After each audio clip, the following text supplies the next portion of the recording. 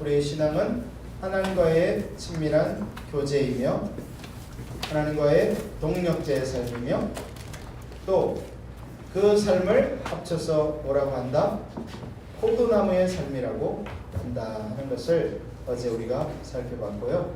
이제 오늘은 이렇게 하나님과의 친밀한 사귐 교제 또 하나님과의 동력자의 삶이 신앙의 핵심적인 본질이면서 이 신앙의 본질적 삶을 살도록 하는 것이 바로 하나님 중심적인 삶이다라는 겁니다.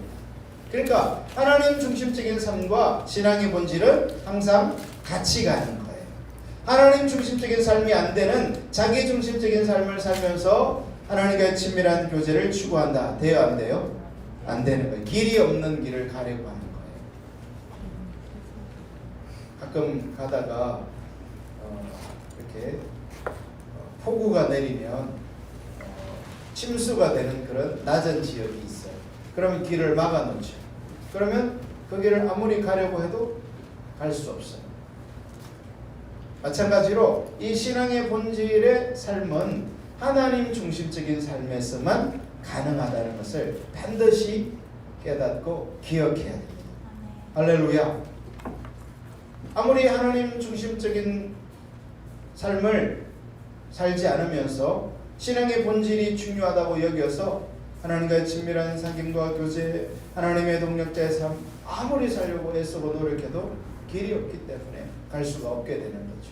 그래서 오늘 우리가 이 십자가 복음 일단은 사과에서 배우는 하나님 중심적인 삶이 너무너무 중요한 것을 깨달을 수 있기를 예수님의 이름으로 축복합니다.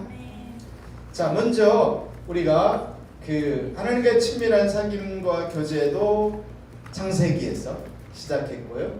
또 하나님의 동력자의 삶도 창세기에서 시작했는데 이 하나님 중심적인 삶도 창세기 1장 1절 우리 다 외죠? 시작. 대초에 하나님이 천지를 창조하시니라. 누가 천지를 창조하세요? 하나님께서. 주어가 하나님이죠. 여러분 우리는 이제 성경을 읽으면 많은 거기 하나님의 사람들이 등장해요. 아벨, 에녹, 노아, 아브라함, 많은 하나님의 사람들이 이제 창세기부터 또 신약에 오면 12사도들, 베드로, 야고보, 요한, 또 사도 바울 이런 위대한 하나님의 사람들이 등장하기 때문에 자칫하면 저와 여러분은 그 성경에 등장하는 사람에게 초점을 맞추고 나는 이 사람을 본받고 싶다. 이 사람처럼 되고 싶다. 이렇게 생각할 수 있어요. 그게 전혀 필요 없는 건 아닌데요. 사실은 여러분이 성경을 읽으면서 초점을 사람에게 두는 것은 사실은 초점이 잘못된 거예요. 왜냐하면 성경은 모두 다 하나님이 주어이고 하나님이 관점에서 쓰여졌고 하나님의 말씀을 기록했기 때문에 우리는 모든 이 하나님의 말씀에서 주의를 하나님께 기울여야 한다는 사실을 잘 인식할 수 있기를 축복합니다. 그래서 우리가 성경을 묵상할 때도요, 내가 무엇을 깨닫고 내가 은혜를 받고 하나님이 나에게 어떤 말씀을 주고 중요하죠. 그러나 그것보다 더 중요한 것은 성경이 말하고 있는 하나님이 주어라는 사실을 늘 잊지 않게 되기를 예수님의 이름으로 축복합니다. 그래서요, 성경이 이렇게 하나님 중심적인 삶을 말하고 있고 또 인간에게 선악을 알게 하는 그 나무 열매를 따먹지 말라고 말씀하심으로써 하나님의 말씀에 순종하도록 하는 하나님 중심적인 삶을 명령하고 있어요. 할렐루야. 그래서 우리가 창세기 성경에서 알 수 있는 것은 우리 신앙생활은 처음부터 하나님 중심적인 삶이구나. 할렐루야. 네. 그리고 아까도 말씀드렸죠. 이 하나님 중심적인 삶을 살 때 비로소 뭐가 가능하다?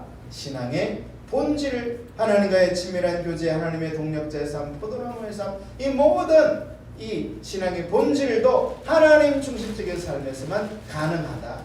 그래서 창세기에서부터 하나님 중심적인 삶을 말씀하고 있다라는 거예요. 할렐루야. 자, 그렇다면 이 하나님 중심적인 삶을 가장 잘 살고 우리에게 본을 보여주신 분이 누굴까요? 그렇죠. 바로 예수 그리스도예요.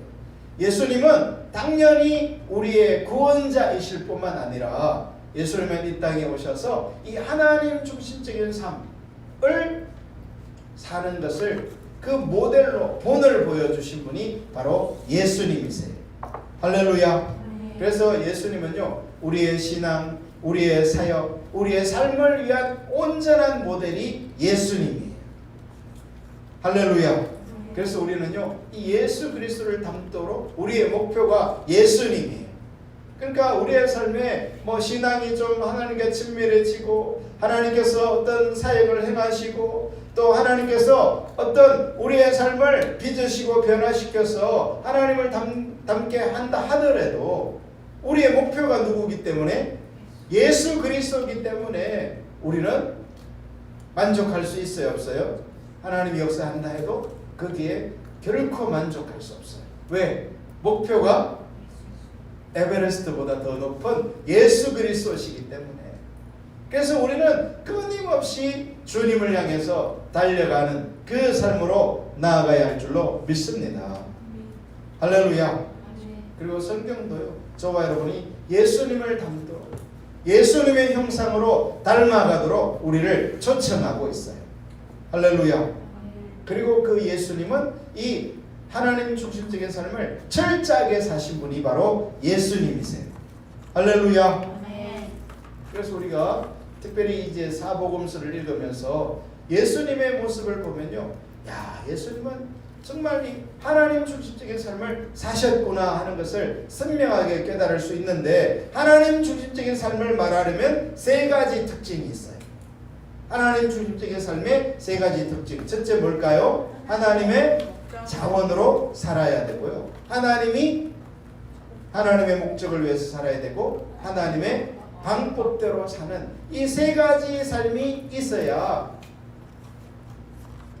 그것이 바로 하나님 중심적인 삶이다, 이렇게 말할 수 있어요. 그러면 여러분 중에 목사님, 그러면 저는 하나님의 자원으로 사는 삶은 되는데 하나님의 목적을 위해서는 못 살겠어요. 그래도 하나님 중심적인 삶이죠, 이렇게 말할 수 있을까요? 아니에요.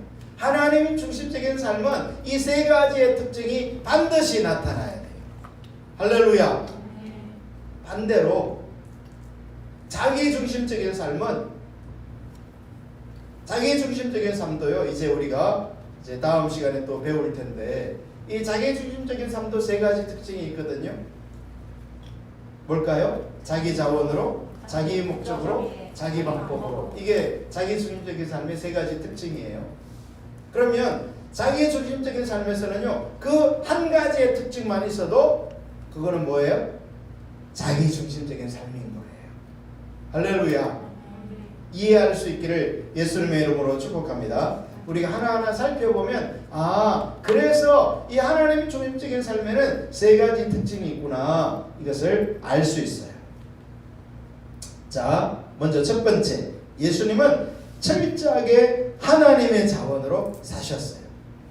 자, 예수님이 하나님의 자원으로 사셨다라는 것은 이제 우리가 성경에 잘 볼 수 있는데요. 여러분, 예수님은 이 하나님의 자원으로 살았기 때문에 누구의 자원으로 살지 않았어요? 자기 자원으로 살지 않았어요. 요한복음 5장 30절에 보면 이런 말씀이 있어요. 내가 아무것도 스스로 할 수 없노라. 즉 예수님이 자기 자원으로 살지 않았다는 걸 말하고 있어요. 듣는 대로 심판하노니 나는 나의 뜻대로 하려 하지 않고 나를 보내신 이의 뜻대로 하려 함으로 내 심판은 어려우니라. 즉 예수님은 심판하실 때에도 자기의 뜻대로는 심판하지 않고 누구의 자원으로? 하나님의 뜻대로, 하나님의 자원으로 심판하려 한다, 이렇게 말씀하셨어요. 여러분, 예수님은요 사실 누구세요? 예수님은 성자 하나님이세요. 그렇기 때문에 예수님은 예수님의 자원으로 판단하시고 심판해도 잘못이 있어요, 없어요? 없어요. 그런데도 예수님은 스스로의 자원으로는 아무것도 할 수 없다고 말씀하시면서 하나님의 뜻대로만 심판하려 한다, 이렇게 말씀하심으로써 저와 여러분으로 하여금 이 하나님의 중심의 삶을 철저히 가르치셨는데, 그것은 하나님의 자원으로 사는 것인데, 하나님의 자원으로 예수님이 사신 하나님의 자원의 삶은 자기 자원을 내려놓는 거예요. 할렐루야. 여러분, 우리도 하나님의 자원으로 살기 원해요. 아멘. 여러분, 예수님 믿는 사람 치고 하나님 자원으로 살기를 원치 않는 사람 누가 있어요? 근데 우리의 문제는 뭐냐면요, 우리는 하나님의 자원도 원하지만 동시에 누구 자원으로도 살고 싶어요? 나의 자원으로 살고 싶어하는 게 우리의 한계고 연약함이에요.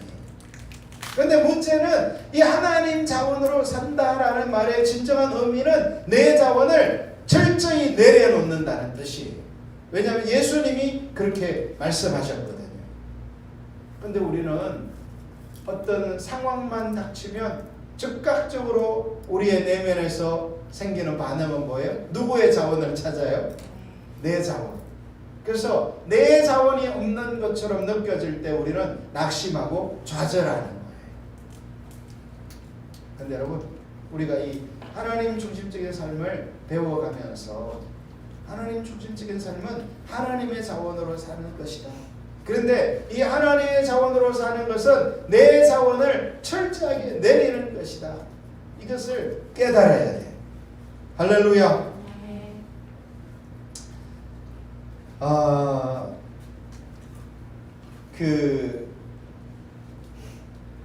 사실 우리가요, 이 예수님께서 하나님의 뜻대로 심판한다 이렇게 했는데, 여러분, 사실 우리가 가장 잘 빠지는 함정이 사람들을 판단하고 평가할 때 누구의 자원으로 하는 거예요? 내 자원으로. 즉 다시 말해, 우리는 그 어떤 사람을, 그 사람의 외모나, 일단 외모가 잘 생기면 우리는 점수를 잘 주는 경향이 있어요, 없어요? 있어요. 우리 DCA 학생들처럼 이렇게 일단 외모가 뛰어나면 점수를 그냥 따고 들어가는 거예요. 특히 이 한국 문화에서는요, 외모 지상주의가 판을 쳐.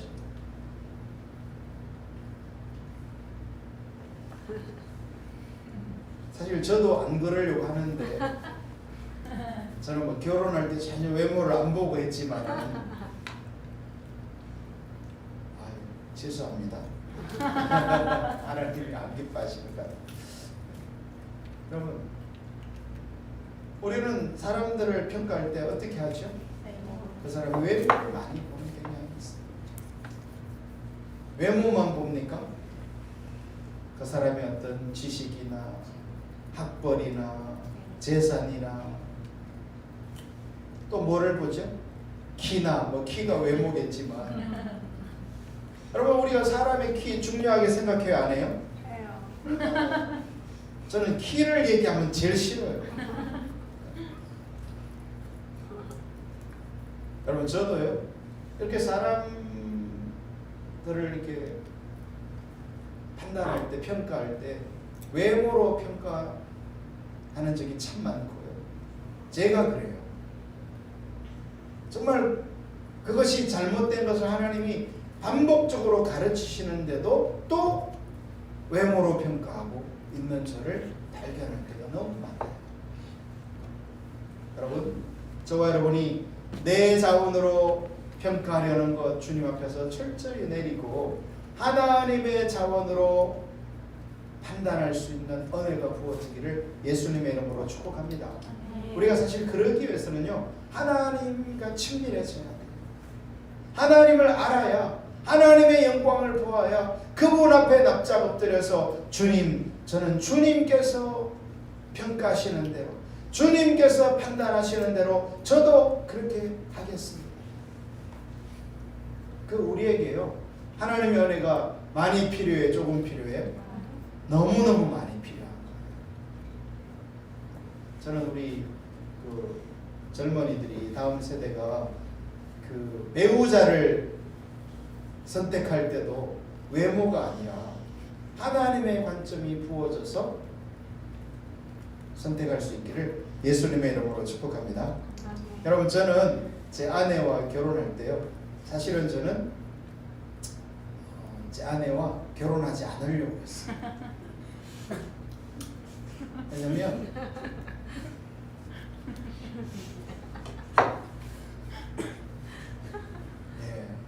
근데 주님께서요,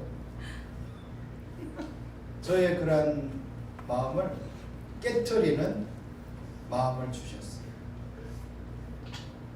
네가 교제하는 자매를 자세히 보라.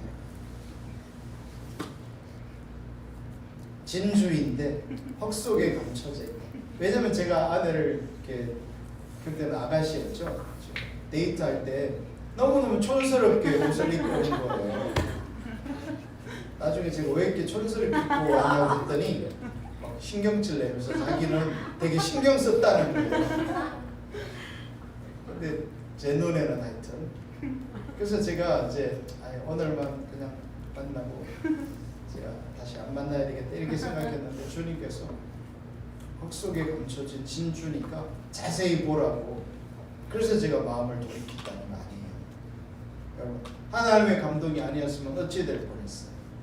저는 정말 이렇게 우리의 자원으로 판단하고 평가하는 것이 얼마나 무가치하고 쓸데없는 것인지를 정말 인식할 때가 너무너무 많아요. 오늘 이 방송을 보시는 모든 여러분들도 내 자원으로 의지하지 말고 예수님이 그랬던 것처럼 철저히 하나님의 자원을 구할 수 있게 되기를 예수님의 이름으로 축복합니다. 아멘. 두 번째, 예수님은요, 말씀을 전하는 데 있어서도 철저하게 하나님의 자원을 의지하셨어요. 사실 이 부분이 참 놀라운 영역인데, 예수님이 모든 부분을 하나님의 자원을 의지했다 이렇게 말하면서도 예수님이 말씀에 있어서도 하나님의 자원을 의지했다. 이게 얼마나 놀라우냐면, 우리가 요한복음 1장에 보면 예수님을 무엇으로 묘사하고 있어요? 예수님을 태초에 계신 말씀 그 자체이신 분으로 성경은 우리에게 가르쳐주고 있어요. 그러면 예수님 자체가 말씀이세요. 그러면 말씀 그 자체이신 분이 말씀을 전하면 되잖아요. 그러면 그게 어떤 오류가 있어요? 없어요? 100% 말씀이시기 때문에 거기에는 어떤 말씀에 오류나 잘못이나 문제가 없어요. 그런데요, 말씀이신 예수님께서 요한복음 7장 16절에 보면 예수께서 대답하여 이르시되 내 교훈은 내 것이 아니요 나의 보내신 이의 것이니라. 예수님이 가르치는 교훈이 예수님 자신의 것이 아니라 누구의 것이라고 말하고 있어요? 나를 보내신 이의 것. 즉 누구의 거예요? 아버지 하나님의 말씀을 예수님은 교훈으로 가르친다 이렇게 말하고 있어요. 말씀 자체이신 예수님께서 본인의 자원을 의지해서 말씀을 가르쳐도 충분하고도 넘칠 터인데, 예수님은 그 말씀에 있어서도 자기의 자원을 의지하지 않고 하나님의 자원을 의지했다는 것을 보면 우리가 얼마나 예수님을 본받아 하나님의 자원을 의지하는 이 하나님 중심적인 삶을 살아야 하는지 깨달을 수 있게 되는 거죠. 할렐루야. 또 요한복음 12장 49절에도 내가 내 자의로 말한 것이 아니요 나를 보내신 아버지께서 내가 말할 것과 이를 것을 친히 명령하여 주셨으니. 할렐루야. 여러분, 동일한 맥락에서 내가 내 자의로 내 스스로 말하는 게 아니다. 말씀이신 그분이 스스로 말하지 않고 나를 보내신 아버지께서, 여기 특히 중요한 것은요, 내가 말할 것, 즉 what to say, 내가 무엇을 말해야 할지를 아버지가 알려주실 뿐만 아니라 이를 것을 친히 명령하여 주셨다. 여기 이를 것, 내가 how to say, 어떻게 말해야 할 것까지도 아버지가 주신다 이렇게 말하고 있어요. 여러분 우리가 하나님으로부터 어떤 부분을 받아도 감동을 받아도요 그것을 내 자의로 해버리면 어떻게 돼요? 하나님의 뜻이 거르치는 경우가 있을 수 있어요. 그래서 우리에게는 많은 하나님의 지혜가 필요해요. 아멘. 할렐루야. 아멘. 저는 그 요셉을 보면 그 요셉을 우리가 꿈꾸는 소년이라고 하잖아요. 요셉이 17세 때 그 두 가지 꿈을 꾸는데 하루는 그 11볕단이 일어나서 자기에게 절을 하는 그 꿈 꾸자마자 무슨 일인지 알아요? 몰라요? 11볕단 요셉에게 형제가 몇이 있었어요? 형들이 11형들이 있었잖아요. 11형제들이 뭐 형들은 10명이고 동생이 또 있었으니까 11형제들이 있었는데 그 11볕단이 자기에게 절한다. 즉 형제들이 요셉에게 절하는 그런 것을 암시하는 꿈이었잖아요. 그런데 요셉이 그걸 어떻게 했어요? 그 꿈은 명백히 하나님으로부터 왔어요. 근데 요셉은 그것을 가지고 바로 형들에게 가서 자랑하죠. 사실 하나님께서 요셉에게 꿈을 주셨지만 형들에게 가서 말하라 하지는 않았어요. 그리고 또 요셉이 꿈을 꾸는데 이제는 하늘에 해와 달과 11별이 자기에게 절을 하는. 자 여러분 11별 아까 11곡식 형제들이 자기에게 절한 거 그것만 해도 형들이 막 화가 났는데 이제는 누구까지 자기에게 절을 해? 해와 달 별, 저 누구를 나타내요? 요셉의 부모님을 나타내죠. 그러니까 형들이 그 얘기를 들었을 때, 야, 우리가 너한테 절을 한다고? 부모님이 너에게 절을 한다고? 하면서 요셉을 향해서 분노하게 되는 일이 발생하게 돼요. 여러분 우리가 하나님과 친밀한 관계 속에서요. 하나님께서 하나님의 마음을 알려주실 때 그것을 나눌 때 어떻게 나눌 것인지도 하나님으로부터 배울 수 있어야 돼요. 할렐루야. 왜냐하면 예수님께서 여기서 이렇게 말하고 있거든요. 내가 내 자유로 말한 것이 아니요 나를 보내신 아버지께서 내가 말할 것과 이룰 것을 친히 명령하여 주셨으니 말해야 되는 그 목적 부분도 어떻게 말해야 하는지도 하나님이 알려주신다. 이만큼 예수님은 철저하게 하나님 자원으로 하나님 중심적인 삶을 사신 거예요. 할렐루야. 여러분 우리가 말을 할 때에 얼마나 이렇게 내 중심적으로 말하는 경우가 많아요. 여러분 우리는 말할 때 나에게 유리한 방향으로 말할까요? 나에게 불리한 방향으로 말할까요? 여러분 우리는 얼마나 내 중심적으로 나에게 유리한 방향으로 말을 바꾸는 경향이 너무 많아요.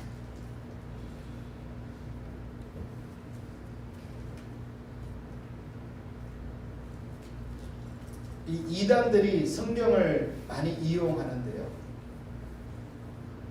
그 가장 중심적인 특징 중에 하나가 자기들에게 유리한 방향으로 성경을 말한다는 거예요. 여러분 이 성경은요 우리가 성경을 부를 때 캐논이라고 해요. 한번 해볼까요? 캐논. 이 성경을 바이블이라고도 하지만 성경은 캐논이라고 하는데 이 성경이 캐논이라는 말은요 왜 성경을 캐논이라고 하냐면 성경이 기준이다 이런 뜻이에요.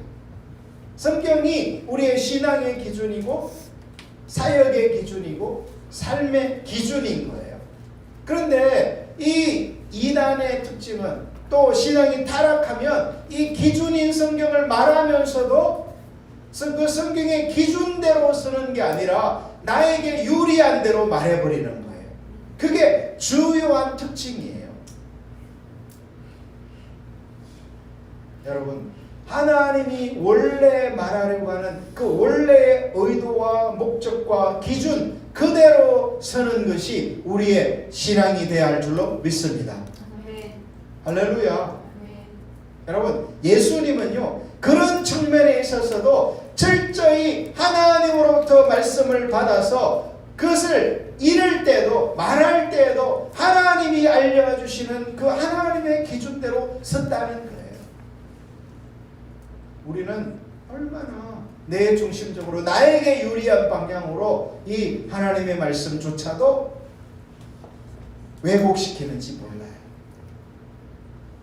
저와 여러분에게 영적 분별력이 더 부어져서 하나님의 기준대로 설 수 있기를 예수님의 이름으로 축복합니다. 할렐루야. 또 예수님께서는요, 하나님께서 예수님을 세워가시는 데 있어서도 하나님만을 의지하셨어요. 자, 우리 한번 이 요한복음 7장 2절 한번 보겠어요. 요한복음 7장 2절에서 6절. 유대인의 명절인 초막절이 가까운지라 그 형제들이 예수께 이르되 당신이 행하는 일을 제자들도 보게 여기를 떠나 유대로 가소서. 자, 예수님의 형제들이 예수님께 제안하는 거예요. 여기를 떠나 유대로 가소서. 여기는 어디예요 지금? 갈릴리. 여러분, 갈릴리는 오늘날로 치면 우리가 이렇게 잘 이해할 수 있는 이 천안 아산으로 치면 여기를 떠나 광덕산, 그런 개념으로 생각하시면 돼요. 저 광덕산 꼭대기에 사람이 아무도 안 살잖아요. 거기에서 예수님의 동생들이 거기서 사역해봤자 당신 형님 유명해지지도 않고 나타내실 것 같지도 않다는 거예요. 그러니까 여기를 떠나 유대로 가소서. 유대, 즉 예루살렘을 가리키는데요, 이스라엘의 수도죠. 사람들이 가장 모여있는, 많이 있는 그곳에 가라는 거예요. 여러분, 인간적으로 생각하면 맞는 말이에요, 틀린 말이에요? 맞는 말이죠. 우리나라 속담에도 말은 낳으면 어디로 가고? 제주도로 가고, 사람은 낳으면 서울로 가라, 그런 말도 있잖아요. 여러분, 예수님의 제자들, 동생들도 예수님에게 제안하기를 여기를 떠나 이 시골 갈릴리에서 봤자 형님 그렇게 드러날 일이 없으니까 유대 땅 베들레헴으로 가십시오. 왜 가야 돼요? 스스로 나타나기를 구하면서. 여러분, 여기 중요한 말이 나와요. 나타나는 거, 세워지는데 사람들은 어떻게 세워지기를 원한다는 거예요?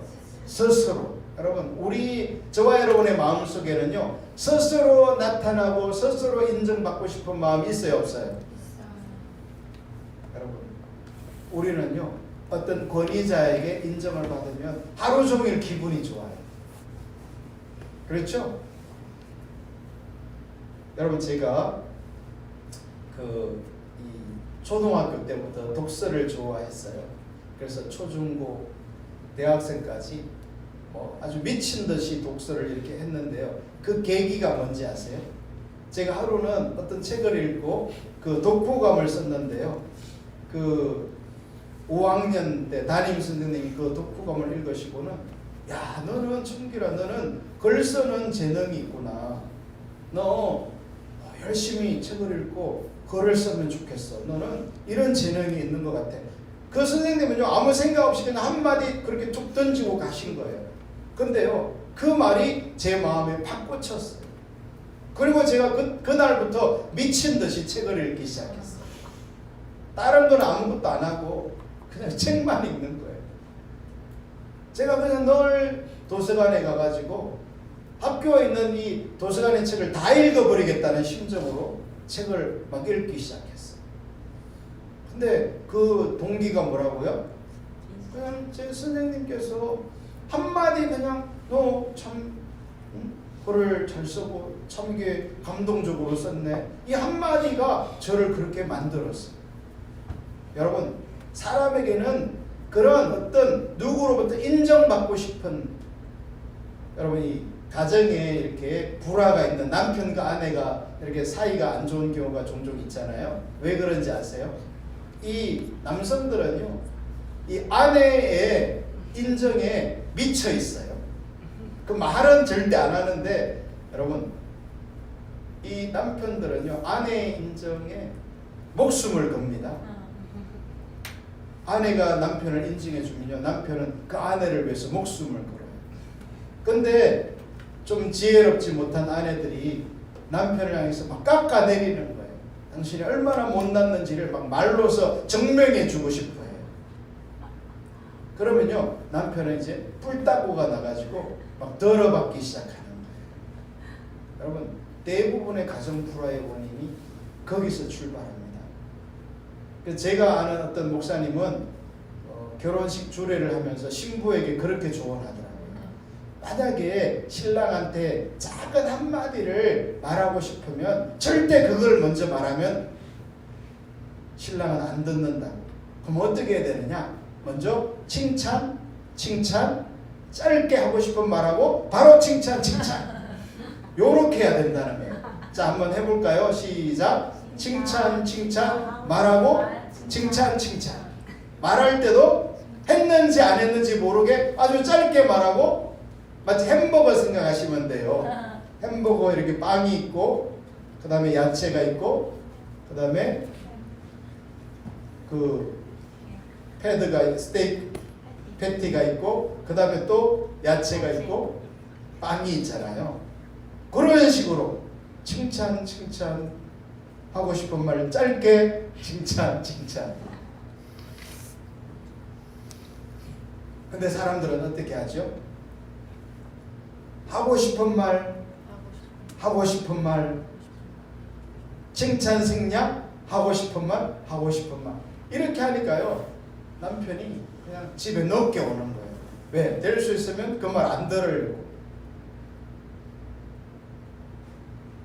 왜냐하면 이 인간에게 이런 욕구가 있는 거예요.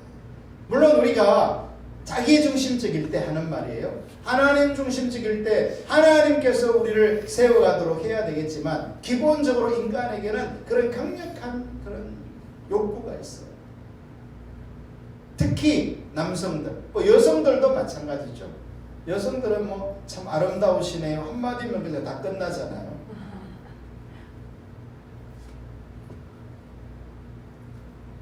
사실 저는 그 말을 이렇게 잘 못하는데 뭐 할 필요도 없죠. 제 아내한테만 가끔 제 아내가 저한테 이렇게 옷을 입고 어떠냐 그러면요 제 말은 딱 정해져 있어요. 너무 잘 어울린다. 너무 멋있다. 그래서 제 아내는 제 말을 믿지를 못하겠대요. 왜냐면 당신은 눈에 콩깍지가 씌어가지고 뭐든지 다 멋있다고 뭐든지 다 이쁘다고 아름답다고 하니까 딸한테 물어보든지 다른 사람에게 물어보겠다고. 여러분 제가 뭐 옷을 왜 그렇게 입었냐고 멋이 없다고 이러면 좋을까요? 아니죠. 자, 제자들도 동생들도 예수님께 말하는 거예요. 스스로 나타나기를 구하면서 묻혀서 일하는 사람이 없나니. 여러분 우리는 묻혀 있고 싶어요? 남들의 인정을 받고 싶어요? 인정을 받고 싶다. 여러분 근데 이것은요 세상 방법 자기중심적 관점이라는 거예요. 여러분 저와 여러분을 인정하고 저와 여러분을 세우실 분은 누구예요? 하나님이 저와 여러분을 세우십니다. 할렐루야. 우리가 하나님 중심적인 삶을 살면서 하나님께서 우리를 세워가시도록 기다리고 기도하고 인내하고 은혜를 구해야 돼요. 할렐루야. 여러분 우리가 아까 제가 요셉 얘기를 했는데 요셉이 형들에게 그렇게 자랑했다가 형들이 요셉을 죽이려 하다가 야 죽이는 건 좀 너무하다. 아무리 그래도 동생인데 하면서 요셉을 인신매매해서 애굽으로 이집트로 팔아버려요. 여러분의 형들이 여러분을 외국으로 인신매매로 돈 받고 팔아버렸다고 생각해 보세요. 얼마나 상처가 크겠어요. 근데요 요셉은 그 애굽에 가서 하나님이 함께하는 그런 삶을 살게 돼요. 그런데 요셉은 우여곡절 끝에 이 감옥으로 가게 되고요. 그 감옥에서조차 하나님이 함께 하셔서 그 감옥에 있는 그 감옥을 지키는 사람이 요셉에게 감옥의 일을 맡길 정도로 요셉이 신임을 받았는데 그러나 요셉은 뭐 하고 싶었어요? 그 감옥에 있고 싶었어요? 나가고 싶었어요? 나가고 싶었어요. 그래서 요셉은 그 바로의 측근에 있는 관리들이 들어왔을 때 꿈을 해석해 주면서 당신이 즉 술 맡은 관원장에게 당신이 복직될 건데 복직되면 나를 좀 바로에게 부탁해서 나를 좀 건져 주시오. 이렇게 청탁을 하게 돼요. 여러분 하나님의 우리 하나님의 때 배웠잖아요. 네? 하나님의 때가 아니었음에도 불구하고 요셉은 빨리 나가고 싶었어요. 여러분 우리가 지금 여기에 이렇게 매일 예배드리면서 기숙하면서 있는데 이것이 언제 끝날까요? 하나님의 때죠. 그러니까 우리는요 이것이 빨리 끝나기를 기다리는 게 아니라 하나님의 때를 신뢰하면서 우리는 여기에서 하나님의 예배자로 세워져야 돼요. 할렐루야. 여러분이 그것을 잊어버리고 예배자에는 관심 없으면서 빨리 끝나서 집으로 가야지 이렇게만 하면요 하나님의 목적이 이루어지지 않아요. 여러분 그렇게 하나님이 은혜를 부어줬던 요셉도 감옥에 있는 게 너무 힘드니까 빨리 나가고 싶었어요. 그래서 과연 요셉의 말대로 복직되어가는 그 술 맡은 관원장에게 부탁했어요. 오늘 바로 왕을 만나거든. 나는 아무 죄가 없으니 나를 좀 꺼내주세요. 여러분 제가 근데 사실 성경에 보면요 그 사람이 나가자마자 요셉은 잊어버려요. 물론 하나님이 그렇게 하셨죠. 왜냐면 아직 때가 아니었으니까요. 근데 제가 생각해 봤어요. 왜 술 맡은 관원장은 바로 자기가 이렇게 기분 좋게 요셉의 그 해석대로 감옥에 나가게 돼서 복직되게 됐는데 그런 부탁 정도는 해줄 수도 있었을 법한데 왜 안 했을까? 여러분 이 권력 관계를 생각하면요 요셉을 그 감옥에 넣은 사람이 누구예요? 바로의 시위대장. 바로의 시위대장도 바로의 최측근이고요. 술 맡은 관원장도 바로의 최측근이.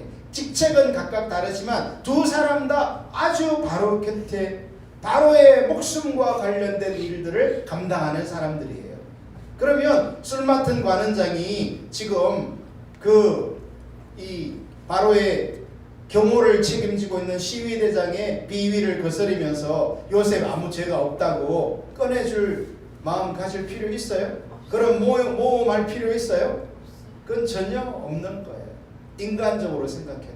물론 하나님의 때가 아니었어도 요셉은 그렇게 안 했지만 술 맡은 관원장은 그렇게 안 했지만 여러분 하나님은 2년이 지난 다음에 바로가 결정적인 꿈을 꾸게 하고 그 해석이 되지 않아서 너무 고통이 있을 때에 그 모습을 본 이 술 맡은 관원장은 내가 지금 그 요셉 얘기를 해도 시위대장과는 아무 상관이 없겠다라는 그 판단이 들었을 때 비로소 얘기하는 거예요.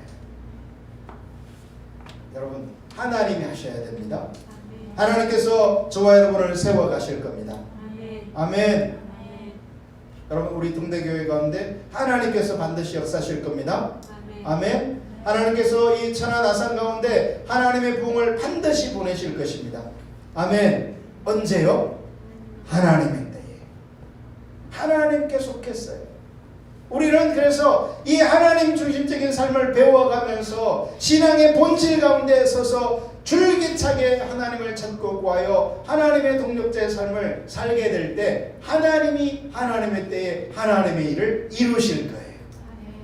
저와 여러분을 세우시는 것도 하나님이 역사하실 겁니다. 아멘. 아멘. 네. 이 자기를 세우는 문제 결코 쉽지 않죠. 우리에게 나를 세우고자 하는 강력한 욕망이 자기중심성이 있어요. 그것이 주님으로 인해서 내려질 수 있게 되기를 예수님의 이름으로 축복합니다. 할렐루야. 자, 이렇게 예수님은요 이 하나님의 자원을 의지함에 있어서 철저하게 자기의 자원을 내리고 하나님의 자원만을 의지했어요. 할렐루야. 우리 안에 있는 하나님의 자원도 의지하고 싶고 내 자원도 의지하고자 하는 그 유혹을 깨트리고 하나님의 자원만을 의지하는 그 자리로 전환될 수 있기를 예수님의 이름으로 축복합니다. 한 가지 더 우리가 이렇게 생각해 봐야 될 것은요, 예수님은 이렇게 가르침이나 어떤 자신을 세워감에 있어서나 이렇게 하나님의 자원만을 의지하셨는데요, 예수님의 이 하나님 자원을 의지한 결정적 부분이요, 예수님은 자신의 거룩함을 위해서도 하나님의 거룩만을 의지했다는 거예요. 여러분, 우리가 한번 그 마가복음 10장 17절 한번 보겠는데요, 예수께서 길에 나가실새 한 사람이 달려와서 꿇어앉아 묻자오되 선한 선생님이여 내가 무엇을 하여야 영생을 얻으리까? 자, 이 사람이 예수를 부를 때 뭐라고 불렀다고요? 선한 선생님이요 이렇게 불렀어요. 근데 예수께서 이르시되 내가 어찌하여 나를 선하다 일컫느냐? 하나님 한 분 외에는 선한 이가 없느니라. 여러분, 예수님의 이 말은 누구만 선하다고요? 하나님 한 분 외에는. 그러면 예수님은 자신은 선하다 선하지 않다? 선하지 않다라고 말한 것처럼 이해할 수 있어요. 근데 여러분, 우리가 여기서 만약에 예수님은 선하지 않다라고 말해버리면 여기는 심각한 신학적 문제가 발생해요. 왜냐하면 예수님은 선한 분이에요, 선하지 않은 분이에요? 예수님은 선하신 분이에요. 자, 그러면 예수님은 왜 하나님 한 분만을 선하다고 말했냐는 거예요. 이것을 우리가 이해하는 게 중요한데요, 예수님은 자신의 선함을 위해서도 자기의 자원을 내려놓고 하나님의 자원만을 의지하신 거예요. 할렐루야. 그러니까 예수님은 예수님의 삶의 모든 영역에 있어서 누구의 자원만을? 하나님의 자원만을 의지했는데, 예수님이 하나님의 자원만을 의지했다는 말은 누구의 자원을 철저히 내렸다? 자기의 자원을 철저하게 내렸다는 그런 의미예요. 여러분, 우리가 이 하나님 중심적인 삶을 반드시 배워야 신앙의 본질이 가능한데, 하나님 중심적인 삶에 있어서 그 첫 번째가 하나님의 자원을 의지하는 삶인데, 그 핵심이 뭐예요? 누구의 자원을 내려야? 내 자원을 내려야 하나님 자원을 의지하는 삶이 가능하다는 거예요. 그게 예수님께서 우리에게 보여준 하나님의 자원을 의지하는 삶의 핵심 키. 할렐루야. 두 번째, 자, 하나님의 자원을 의지하는 하나님 중심적인 삶의 세 가지 특징이 뭐라고 했죠? 하나님의 자원만으로, 하나님의 목적으로, 하나님의 방법으로. 이제 우리가 살펴볼 두 번째가요, 하나님의 목적으로 사셨다는 거예요. 누가? 예수님께서. 자, 요한복음 5장 30절을 다시 봅시다. 내가 아무것도 스스로 할 수 없노라. 듣는 대로 심판하려 하노니 나는 나의 뜻대로 하려 하지 않고 나를 보내신 이의 뜻대로 하려 함으로 내 심판은 어려우니라. 여러분, 여기 지금 예수님은 누구의 뜻대로 하려 한다? 나는 내 뜻대로 하려 하지 않고 나를 보내신 나를 보내신 누가 예수님을 이 땅에 보낸대요? 아버지 하나님. 그러니까 하나님의 뜻대로 하려 함으로, 여러분, 이 하나님의 뜻대로 하려 한다, 이게 바로 하나님의 목적대로 살기를 원한다, 그런 말이에요. 역시 아까 우리가 예수님이 하나님의 자원을 의지했다는 것은 누구의 자원을 의지하지 않는다? 예수님 자신의 자원을 의지하지 않는다는 것을 우리가 봤잖아요. 이 예수님이 하나님의 목적으로 사셨다는 것도 똑같아요. 예수님은 누구의 목적을 내려놓은 거예요? 자신의 목적을 내려놓은 거예요. 여러분, 우리가 이 하나님 중심적인 삶을 배워감에 있어서 나의 목적과 하나님의 목적을 동시에 이루려고 하는 이 유혹이 가장 큰 유혹이에요. 왜? 인간은 내 목적을 이루고 싶은 그런 이 자기중심성이 우리 안에 있는 거예요. 여러분, 내 목적이 내려질 때 비로소 하나님의 목적을 위해서 살게 되는 것입니다. 할렐루야. 그래서 예수님은요, 요한복음 4장 34절에서 예수님은 자신의 양식을 뭐라고 말씀하셨어요? 자신을 보내신 이의 뜻대로 그 아버지의 일을 이루는 것을 자신의 양식이라고 말씀하셨어요. 예수님은요, 철저하게 하나님의 목적만을 위해 사셨고, 그 하나님의 목적만을 위해 사시는 예수님은 자신의 목적대로 살려는 것을 철저히 내려놓으셨어요. 아멘. 자, 우리 한번 요한복음 5장 41절을 보겠습니다. 나는 사람에게서 영광을 취하지 아니하노라. 요한복음 5장 44절. 너희가 서로 영광을 취하고 유일하신 하나님께로부터 오는 영광은 구하지 아니하니 어찌 나를 믿을 수 있느냐. 여러분, 여기 보면 예수님은 누구의 영광만을 위해 산다? 하나님의 영광만을 위해 산다. 그런데 예수님이 바리새인들을 향해서 말하면서 너희는 어떻게 한다?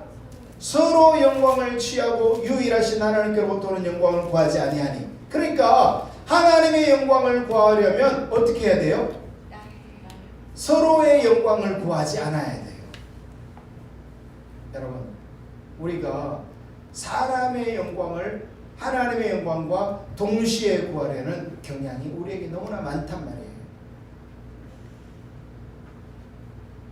즉, 사람의 인정받으려는 것. 사람에게 인정받으면 기분 좋아요, 안 좋아요? 좋잖아요. 물론 우리는 이 말은 그러면 사람에게 인정 받지 않으려고 그냥 사람에게 함부로 행한다, 그런 뜻은 당연히 아니죠. 여러분, 우리는 하나님의 영광, 어제도 우리가 어떻게 하면 하나님께 영광이 된다고 했어요? 하나님의 열매를 맺을 때 하나님께 영광이 된다고 했죠. 하나님과의 친밀함 속에서 앞서가시는 주님의 뜻을 깨닫고 믿음으로 순종하면 하나님의 열매를 맺게 되고 그것이 하나님께 영광이 된다고 했어요. 근데 여러분, 우리가 사람의 영광을 구하면서 자기 중심성으로 빠져버리면요, 하나님의 열매를 맺을 수가 없는 거예요. 그러니까 당연히 하나님의 영광을 구할 수도 없게 되는 거죠. 할렐루야. 예수님은 철저하게 사람의 영광을 구하는 그 자세를 내려놓았어요. 우리에게 이 하나님의 목적을 위해서 살면서 사람에게 인정받으려는 것을 내릴 수 있는 은혜가 부어지기를 예수님의 이름으로 축복합니다. 할렐루야. 사실 우리가 이 성경에 보면요, 예수님께서 그렇게 하나님께서 예수님과 함께 하신 이유가 예수님이 하나님의 뜻대로 하나님의 영광만을 위해서 살기 때문에 그것이 이유가 되어서 하나님이 예수님과 함께 하신다, 그렇게 말씀하고 있어요. 그럼 우리가 철저하게 이 내 중심성을 내려놓을 수 있기를 예수님의 이름으로 축복합니다. 자, 그러면 예수님이 이렇게 하나님의 그 목적만을 위해서 사시고, 자, 하나님 중심적인 삶의 세 번째가 뭐라고 했어요? 하나님의 방법대로. 그럼 우리가 참 이렇게, 제가 예전에 이렇게 그 십자가 복음을 깨닫지 못하고 목회 초년 시절에 또 뭐 지금도 뭐 그런 요소들이 참 많습니다만은 은혜를 참 많이 구하고 있죠, 지금은. 근데 예전에요, 이 하나님의 그 방법, 길을 가야 한다는 이 사실을 잘 모를 때, 여러분이 하나님의 방법대로 간다는 게 무슨 뜻이에요? 하나님의 방법대로 행한다는 게, 하나님의 방법대로 한다는 것은요, 세 가지 의미가 있어요. 하나님의 방법대로 한다는 것은 첫째, 아까 말한 하나님의 다림줄에 맞추어 행하는 것을 말해요. 다림줄이 뭐예요? 하나님의 기준. 하나님의 말씀의 기준대로 행하는 거예요. 여러분, 성경에 우리가 하루하루 어떻게 살아야 될지 다 나와 있어요. 성경에 우리가 하루 어떻게 살아야 될지 안 나와 있어요. 근데 어떻게 하나님의 길을 알아요? 여러분, 하나님 중심적으로 전환이 되어야만 이 하나님의 다림줄이 보여지기 시작해요. 하나님의 기준이 보이기 시작한다고요. 근데 이 하나님의 기준이 안 보이면요, 우리는 어쩔 수 없이 내 기준대로, 내가 보기에 좋은 대로 살 수밖에 없어요. 할렐루야. 어떤 한두 가지를 가르친다고 되는 게 아니라, 여러분, 십자가 복음을 많이 배우면 된다고 생각할 수 있는데 그게 아닙니다. 하나님 중심적으로 전환이 일어나야 돼요. 근본적으로 삶에서. 할렐루야. 그래서요, 생각하는 것이나 말하는 것이나 어떤 일을 행하는 것이나 하나님의 기준대로 설 수 있는 은혜가 부어져야 돼요. 할렐루야. 두 번째, 하나님의 방법으로 산다는 말은요, 하나님의 관점을 깨닫는 거예요. 하나님의 다림줄을 알 뿐만 아니라 하나님의 마음을 아는 거죠. 하나님의 의도를 깨닫는 거예요. 저와 여러분에게 하나님의 의도가 보여지기를 예수님의 이름으로 축복합니다. 그러면 이 의도를 아는 게 얼마나 중요한지 몰라요. 우리가 하나님 중심적인 삶으로 전환이 되어지면요, 하나님의 의중이 비춰지기 시작해요. 그렇게 되면요, 우리에게는 놀라운 영적 분별력이 부어지게 되는 거예요. 하나님의 은혜로 하나님의 의도가 보여져 영적 분별력이 더욱더 부어지는 하나님의 방법으로 사는 삶이 선명하게 보여지기를 예수님의 이름으로 축복합니다. 세 번째, 이 하나님의 방법으로 사는 삶은요, 예수님이 그 삶을 사셨는데, 예수님은요, 철저하게 누구의 인도 따라? 하나님의 인도를 따라 사셨어요. 다시 말해, 예수님은요, 하나님께서 보이시는 대로 행하셨다고 어제도 우리가 살펴봤죠. 포도나무의 삶에서 이 오늘날 저와 여러분의 이 개념 이해하기 쉽게 말하면요, 성령이 인도하는 그 삶을 따라가는 거예요. 내 마음대로, 내 관점대로, 내 방법대로 하는 게 아니라 성령께서 이끌어 가시는 대로. 때로는 성령께서 이끄는 게 쉬운 건 아닙니다. 여러분, 우리가 지금 여기서 이렇게 함께 합숙하면서 예배하면서 공부하고 하는 게 쉬워요? 쉽지 않아요? 쉽지는 않아요. 그러나 그 삶이 하나님께서 함께 하시는 길이에요. 여러분, 하나님께서 비추시고 보이는 그 길이요, 하나님의 방법이 우리에게 쉽다는 건 아닙니다. 우리가 그냥 편하게 할 수 있다는 건 아니에요. 그러나 우리가 대가를 지불하며 하나님의 방법대로 나아가게 될 때요, 하나님의 역사심이, 뒷받침이 나타나게 되는 거예요. 할렐루야. 그런 관점에서 예수님은요, 철저하게 하나님의 방법으로 사셨어요. 아멘. 자, 이렇게 예수님은 하나님 중심적인 삶, 다시 말해볼까요? 세 가지. 하나님의 자원으로, 하나님의 목적으로, 하나님의 방법으로 사셨어요. 예수님이 보여준 하나님 중심적인 삶이죠. 자, 그러면 우리가 이제 이런 얘기를 들으면, 야, 그렇게 내 자원을 내리고 내 목적을 내리고 내 방법을 다 내리고 하나님 중심적으로만 살아가야 한다면 그건 너무 힘든 거 아니냐, 내가 어떻게 그렇게 살 수 있겠는가, 이렇게 생각할 수도 있어요. 여러분, 근데 그게요, 마귀가 주는 해방이요, 공격이에요. 할렐루야. 왜냐하면 여러분, 우리가 이 하나님 중심적인 삶의 특징대로 살아갈 때 하나님의 생명이 나타나요.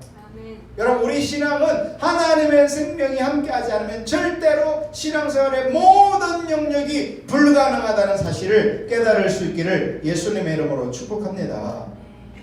우리가 이 하나님 중심적인 삶, 즉 하나님의 자원으로, 하나님의 목적으로, 하나님의 방법으로 사는 이 삶을 살아갈 때 하나님의 생명이 나타나서 우리의 삶 가운데 풍성한 삶으로 인도해 가는 거예요. 그런데 우리가 이 하나님 중심적인 삶이 조금 대가가 요구되고 우리에게 어떤 힘든 부분이 있다고 해서 그것을 버려버리고 자기중심적인 삶으로 가잖아요. 그러면 이제 어떻게 되는가? 하나님의 생명이 고갈되기 시작해요. 하나님의 은혜가 걷어지기 시작해요. 그러면 이제 우리는 이 땅에서 하나님의 은혜가 걷어진 신앙생활을 해야 되기 때문에 신앙생활이 너무너무 힘들어지고 어려워지고 신앙은 마치 불가능한 것처럼 인식되어져 버리는 그런 상황에 처해 버리는 거예요. 여러분 이번에 지금 이 신종 코로나19 바이러스의 가장 큰 특징이 돌아가시는 분을 중국에서 어떤 의사가 해부를 했는데요. 폐가 이렇게 문제가 생겨서 사람이 죽는 거예요. 이번 신종 코로나의 특징이. 근데요, 그 폐가 완전히 우선 이게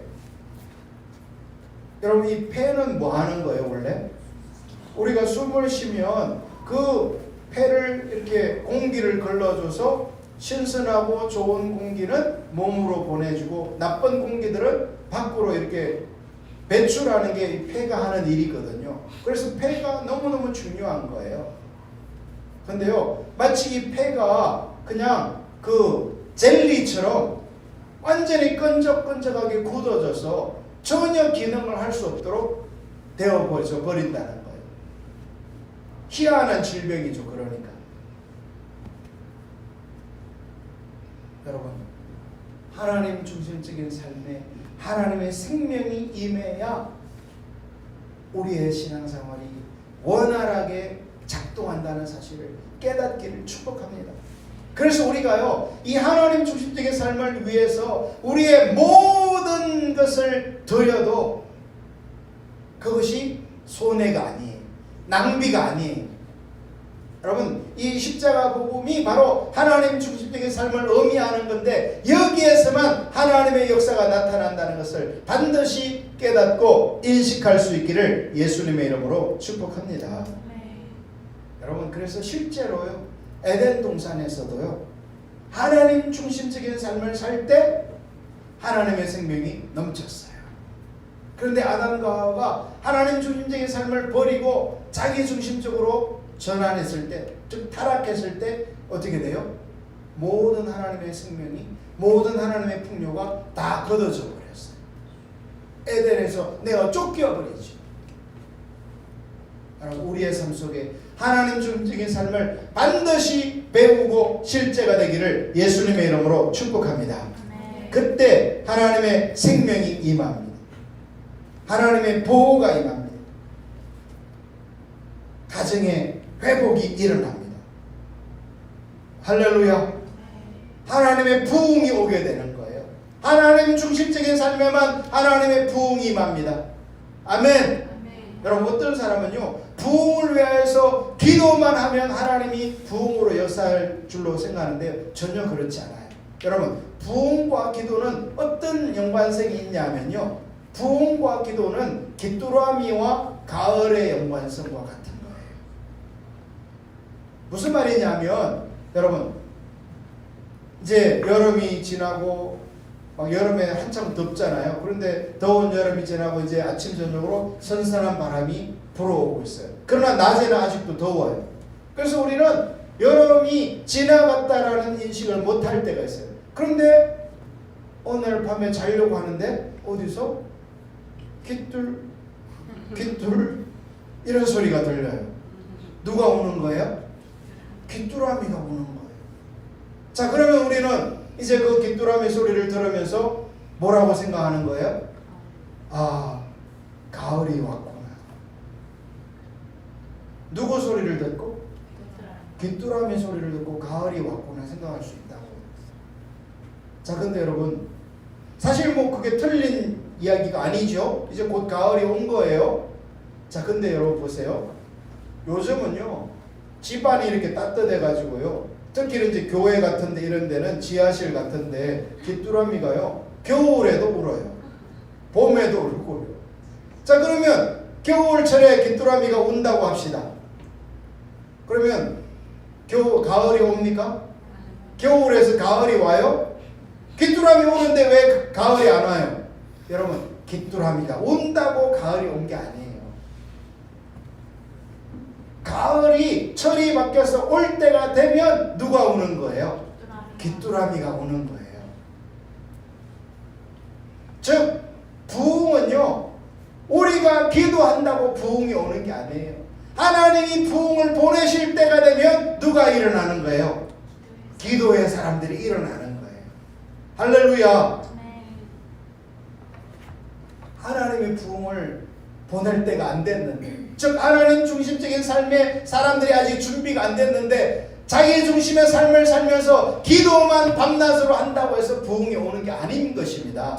할렐루야. 하나님 중심적인 삶이 되어야 이제 부흥이 올 계절이 무르익은 거예요. 그때 누가 일어나는 거예요? 기도의 사람들이 일어나는 것입니다. 할렐루야. 그러면 이제 뭐가 오는 거예요? 부흥은 자동으로 오는 거예요. 귀뚜라미가 울어서 가을을 가져오는 게 아니에요. 가을이 올 때가 되었기 때문에 귀뚜라미가 우는 거예요. 할렐루야. 하나님의 부흥의 때가 되었기 때문에 기도의 사람이 일어나는 거예요.